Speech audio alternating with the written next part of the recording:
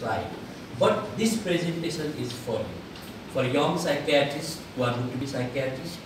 This presentation is for the internist who has been saying dementia every day, and for psychologists who have to tackle a lot of dementia cases in their careers.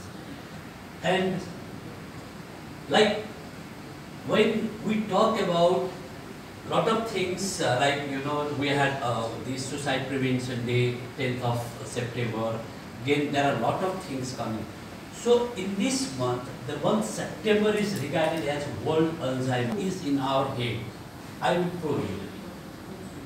This is one event which I saw today from Dr. Gauri Shankar Lal Das. His age is 96. He was president of ARDS earlier. So I saw this mail, beautiful mail. We often try to translate into Nepalese language, okay, Nepali language, and we try to verify whether our translation is correct or not.